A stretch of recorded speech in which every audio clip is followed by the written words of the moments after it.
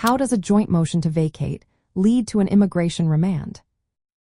Imagine you're facing deportation because of a criminal conviction, but then something changes that could help you stay. That's where a joint motion to vacate comes into play. When both the defense and the prosecution agree that a previous guilty plea or conviction was unfair or flawed, they file this motion asking the court to cancel or withdraw that conviction. If the court grants this motion, it can have a big impact on immigration cases. Here's how it works. A motion to vacate challenges whether the original guilty plea was valid, often because of mistakes like poor legal advice or not understanding the immigration consequences at the time. When both sides agree that the conviction should be overturned, they submit a joint motion. This cooperation makes it more likely the court will approve the request. Once the motion is granted, the criminal conviction that was used to justify deportation might no longer be valid. Immigration authorities relying heavily on criminal convictions to decide if someone should be removed from the country.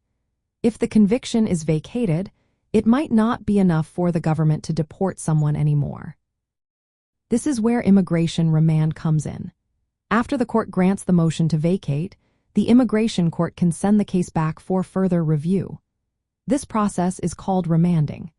It means the case is sent back to the immigration judge to reconsider the removal charges without relying on the now vacated conviction. This can open the door for the person to stay in the United States or adjust their immigration status. For families, especially those in the family preference categories like in married sons and daughters of U.S. citizens, this can be a game changer. If a past criminal conviction was blocking their path to legal status, a joint motion to vacate might help clear that obstacle. Immigration courts will review the reasons behind the vacatur, especially if it was due to legal errors or lack of proper advice about immigration consequences.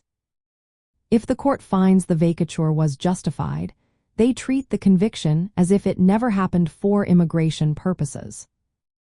This process is especially helpful for Latino families who face these kinds of legal hurdles.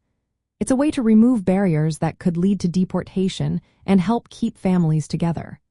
Working with experienced legal counsel is key to navigating these steps properly. They can help prepare the right paperwork, ensure the motion is filed correctly, and guide you through the remand process.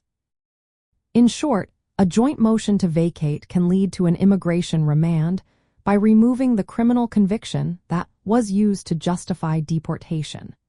This allows the immigration court to reconsider the case without that conviction, giving many family-based immigrants a better chance to stay in the United States legally.